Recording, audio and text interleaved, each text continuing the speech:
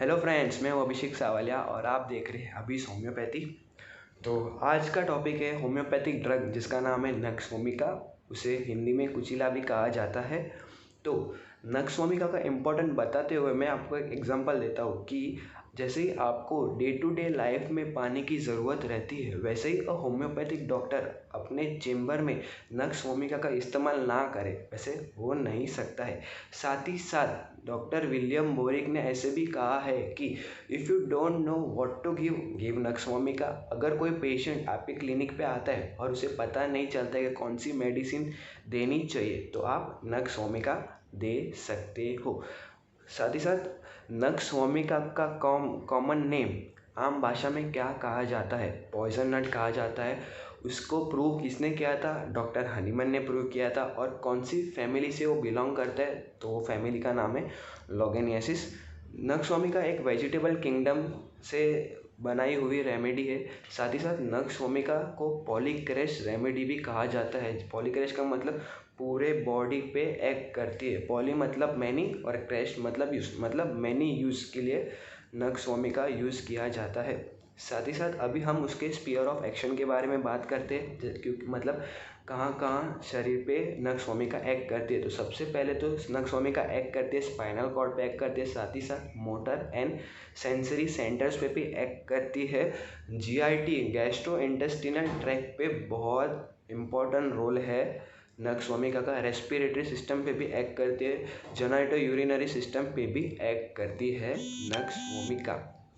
तो दोस्तों, अब हम बात करेंगे कॉन्स्टिट्यूशन के बारे में। कॉन्स्टिट्यूशन मतलब क्या? अगर आपको इमेजिन करना है कि नक्स वोमिका का पेशेंट कैसा दिखता है, उसके हाव भाव, उसके मेंटल सिम्टम्स, तो हम बात करेंगे। तो पहले दोस्तों, कॉन्स्टिट्यूशन में सबसे पहले आता है मेकअप ऑफ द बॉडी। तो नक्स वोमिका कैसे दिखता है? तो नक्स वोमिका थीन स्पेयर ऑब्जेक्ट रहेगा। साथ ही साथ उसके जो बाल रहेंगे एकदम डार्क रहेंगे, डार्क कॉम्प्लेक्शन, दिखने में डार्क रहेगा। साथ ही साथ सेडेंटरी लाइफ, बैठे बैठे काम करता है, बाहर जाने को बोला तो नहीं करता है। दिन में है, दिन में के रात वो घर पे रहेगा, घर पे बैठ के काम करता है। साथ ही साथ हैबिट्यूएट टू स्टडी, दिन भर पढ़ाई करता रहता है, अपने जॉब के रिलेटेड कुछ ना कुछ करता रहता है। External impression such as light हो गया, आवाज़ हो गई, म्यूज़िक हो गया, कोल्ड हो गया, उस सब से उसको एक्सटर्नल इंप्रेशन ऐसे वो रहता है तो एकदम सेंसिटिव हो जाता है। साथ ही साथ जेलसियस भी है पेशेंट। तो और नक्स वोमिका का पेशेंट चिली पेशेंट है। अभी बात करते हैं कुछ गाइडिंग सिम्टम्स के बारे में बात। तो गाइडिंग सिम्टम्स मतलब नक्स वोमिका का पेशेंट्स में कौन से ऐसे सिम्टम्स रह सकते हैं। तो it is a least remedy to commence treatment. मतलब दोस्तों, अगर होम्योपैथी डॉक्टर रहता है, होम्योपैथी डॉक्टर ने क्लिनिक चालू किया है, तो मोस्टली होम्योपैथिक डॉक्टर के पास क्रॉनिक केस वाले ज़्यादा आते हैं। और जो पेशेंट आते हैं वो दवाई खा के आते हैं। दवाई कौन सी भी रह सकती है, एलोपैथी भी रह सकती है, आयुर्वेदिक भी रह सकती है, होम्योपैथिक दवाएँ भी रह सकती है। तो मान लीजिए कोई पेशेंट आपके पास आया है क्रॉनिक केस का, तो अगर उसने जो एंटीडोट्स लिए उसका बैड इफेक्ट ना हो वो पेशेंट पे, तो हम उसके लिए नक्स वोमिका का यूज़ कर सकते हैं एज अ स्टार्टिंग ट्रीटमेंट। साथ ही साथ nux vomica is related to so called modern life और सिविलाइज लाइफ। मतलब जो मॉडर्न लाइफ वाले हैं, सिविलाइज लाइफ वाले हैं, जो उसका जो खाना पीना है वो ठीक से बराबर नहीं हो रहा है, टाइम पे सो नहीं रहे, फास्ट फूड ज़्यादा खा रहे हैं, स्पाइसी फूड ज़्यादा खा रहे हैं, फैट फूड ज़्यादा खा रहे हैं। तो ऐसे लोगों में अगर कोई बीमारी होती है तो हम नक्स वोमिका दे सकते हैं। साथ ही साथ nux vomica is a very over sensitiveness patient है। मतलब एक्सटर्नल इम्प्रेशन से बहुत उसको सेंसिटिविटी, ऐसे सेंसिटिव है वो, जैसे कोई लाइट हो गया, ऑर्डर हो गया, नॉइज़ हो गया, वैसे सब चीज़ों से वो बहुत ज़्यादा ओवर सेंसिटिव है। साथ ही साथ इनडाइजेशन एंड हेपेटिक ट्रबल है। इनडाइजेशन क्यों? क्योंकि उसका खाना का समय है वो बराबर से ठीक से खा नहीं रहा है, साथ ही साथ वो समय पे सो नहीं रहा है, इसलिए उसे इनडाइजेशन हो रहा है। लैक ऑफ एक्सरसाइज के कारण भी हो सकता है। ऑलवेज स्टेइंग एट होम, घर पे ही रहता है, बाहर जाने बोले तो नहीं रहेगा, दिन भर घर पे ही बैठा रहता है। और सेडेंटरी लाइफ है उसका, जो भी है सेडेंटरी, वो घर पे ही रहता है। और साथ ही साथ वो कुछ मेंटली काम ज़्यादा करता है एज़ कम्पेयर टू फिजिकल काम। मेंटली काम जैसे पढ़ाई के रिलेटेड बहुत करता है, कुछ जॉब्स के रिलेटेड है, पर पढ़ाई जॉब्स के रिलेटेड जो काम करता है, साथ ही साथ वो है ना बहुत इरिटेबल हो जाता है।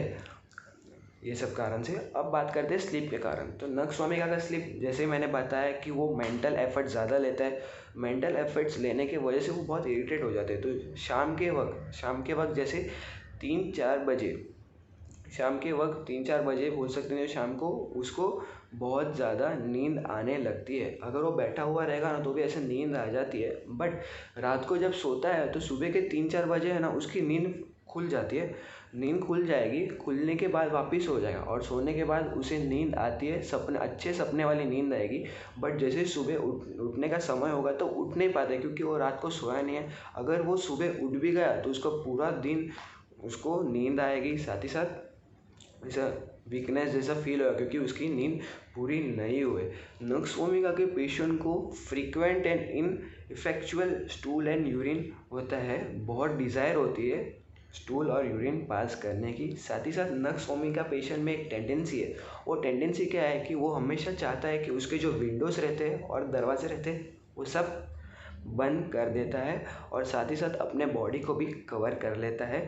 फिर बात करते हैं तो नक्सवामिका के पेशेंट में लैक ऑफ बैलेंस रहता है, वो बैलेंस नहीं कर पाता है अपने बॉडी को। फिर बात करते हैं कॉन्स्टिपेशन के बारे में। कॉन्स्टिपेशन क्यों? क्योंकि एक तो वो समय पे खाना नहीं खा रहा है और साथ ही साथ इनडाइजेशन हो रहा है। तो कॉन्स्टिपेशन होना है तो कॉन्स्टिपेशन क्यों होता है? क्योंकि उसके पेरिस्टाल्टिक मूवमेंट है, जो इधर के मूवमेंट्स रहते हैं, वो पेरिस्टाल्टिक मूवमेंट वो बराबर काम नहीं कर रहे हैं, इरेगुलर काम कर रहे हैं। साथ ही साथ स्टेसिस ऑफ पोर्टल सिस्टम मतलब रिलेटेड टू किडनी रहेगा। और स्टेसिस मतलब क्या?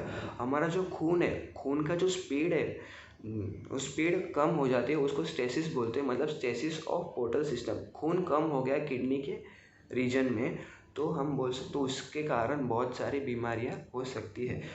अभी बात करते हैं डिज़ायर। नक्सवामिका के पेशेंट को क्या क्या पसंद है? तो सबसे पहले तो बीटर थिंग उसको बहुत पसंद है, अल्कोहल बहुत पसंद है, फैट फूड पसंद है। ये सब चीज़ें उसे बहुत पसंद है, bitter thing, alcohol and fat food. Aversion, कौन सी चीज़ उसको नहीं पसंद है? तो ब्रेड है, वाटर है, कॉफ़ी है, टोबैको है। एंड जो डे टू डे लाइफ में जो मील होता है, दोपहर का लंच, रात का डिनर, वो उसे पसंद नहीं है। वो छोटा छोटा खा के खुश रहता है। तो दोस्तों ये थे तो थोड़े गाइडिंग सिम्टम्स। अब हम बात करते हैं मेंटल्स के, कि वो मेंटली कैसे बिहेव करता है नक्सवामिका का पेशेंट। तो चलिए देखते हैं। सबसे पहले मैंने आपको बताया कि वो सो कॉल्ड मॉडर्न लाइफ से रिलेटेड है, क्योंकि उसका खाना पीना बराबर नहीं होता है, ठीक से सोता नहीं है, फास्ट फूड कंज्यूम करता है, स्पाइसी फूड खाता है। तो उसके रिलेटेड उसके माइंड में ऐसा इरिटेबल जैसा फील हो जाता है।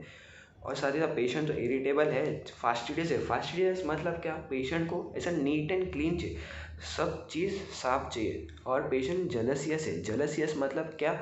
कि अगर उसके कमिटी में, कि उसके जो आसपास के जो कलीग्स है, उसके फ्रेंड्स है, अगर वो फ्रेंड्स में कोई उससे अच्छा कर रहा है तो उसे वो पसंद नहीं आता है। वो सोचता है कि वो अच्छा कर रहा है, मैं अच्छा नहीं क्यों नहीं कर रहा हूँ।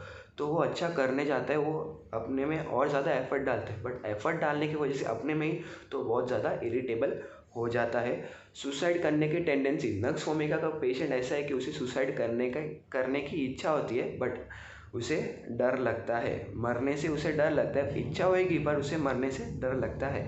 साथ ही साथ want to be alone. Nux vomica के पेशेंट को अकेला रहना बहुत ज़्यादा पसंद है।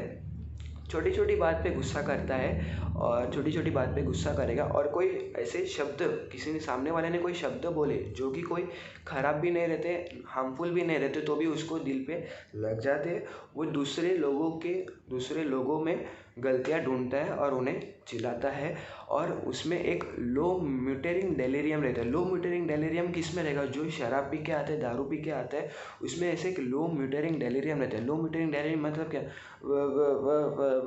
ऐसे बोलेगा, एकदम स्लो वॉल्यूम में बोलता है।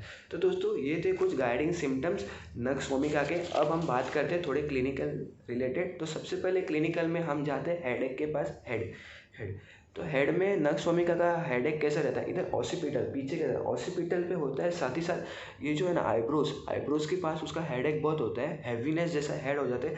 ऐसे लगता है कि ऐसे जोर से पकड़ के रखो, इसे दबा के रखो, वैसा उसको हेडेक होता है। और ये मॉर्निंग में होता है। साथ ही साथ चक्कर आना। चक्कर मतलब क्या?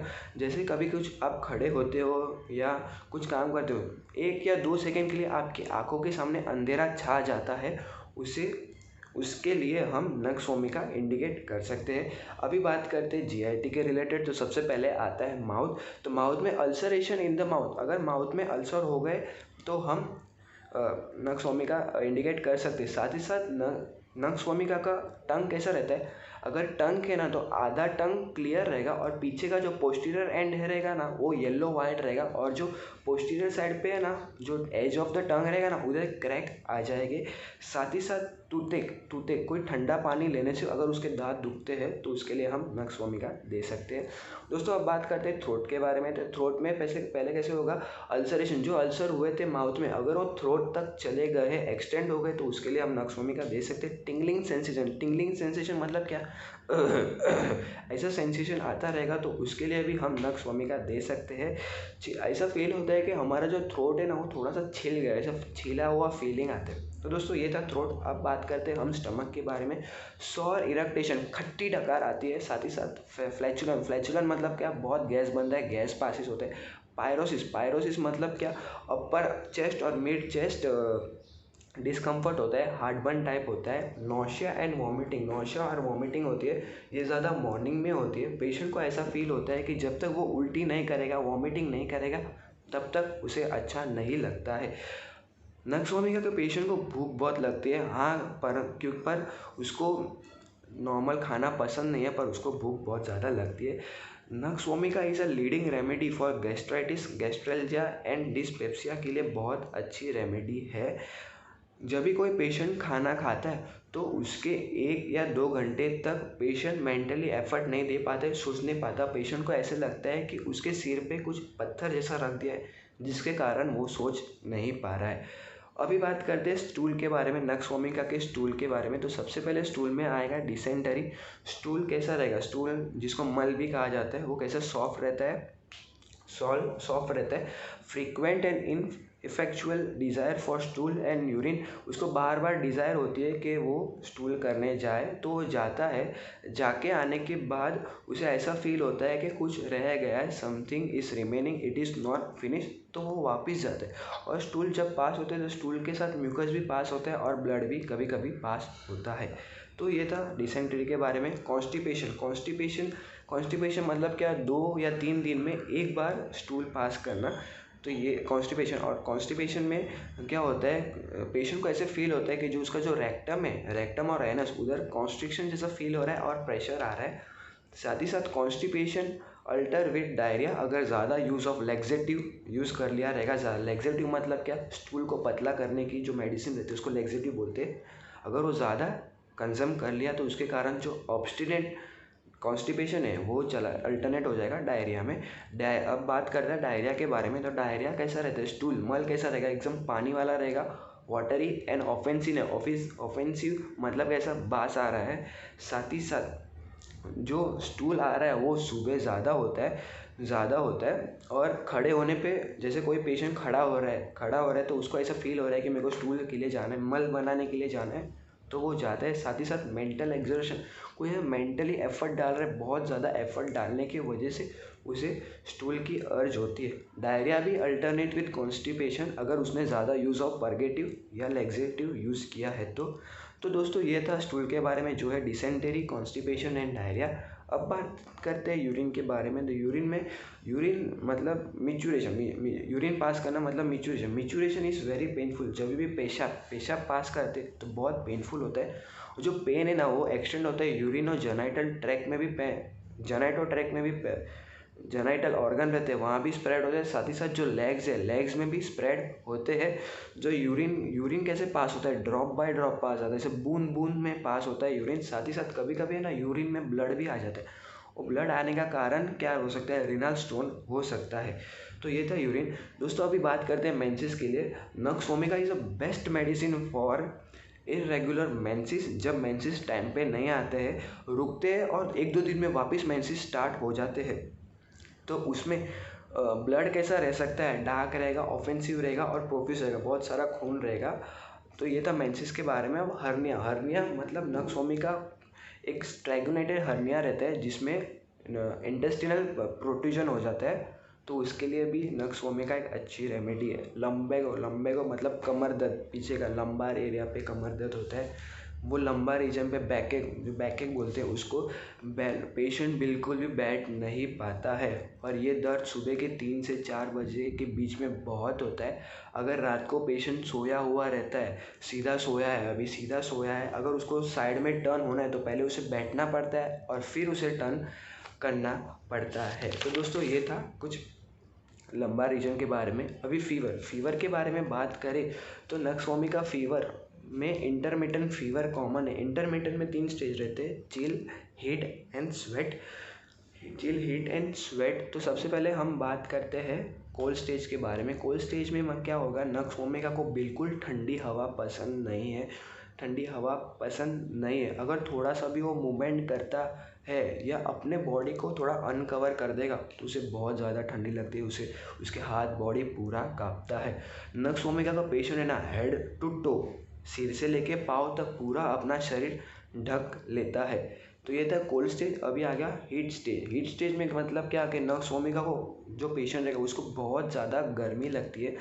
गर्मी लगने के कारण उसका पूरा बॉडी है वो हॉट हो जाता है, उसका फेस वो रेड हो जाता है, ऐसा बर्निंग वाला फेन होता है, बर्निंग जैसा फील होता है। तो भी वो अपने बॉडी को अनकवर नहीं करता है। उसको लगता है अगर उसने अनकवर कर दिया तो उसे ठंडी लगेगी।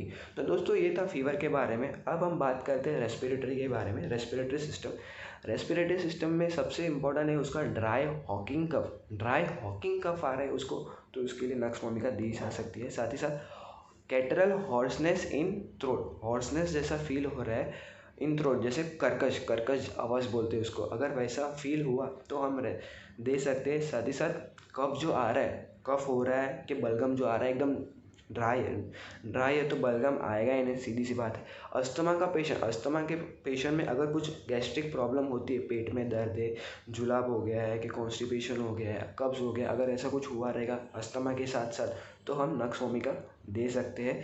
कोराइजा रात के समय सूखा रहता है और दिन में एकदम पानी के फ्लो में बहता है। तो दोस्तों ये था रेस्पिरेटरी सिस्टम के बारे में। तो दोस्तों हमने ये देखा कि नक्सवोमिका का यूज़ कहाँ कहाँ है और कहाँ कहाँ नहीं है। तो अगर आपको ये वीडियो पसंद आई है तो प्लीज़ इसे लाइक करें, शेयर करें और सब्सक्राइब करें मेरे चैनल को, ताकि मुझे पता चले कि आगे कौन सी वीडियोस डालनी है कि नहीं डालनी है। Thank you.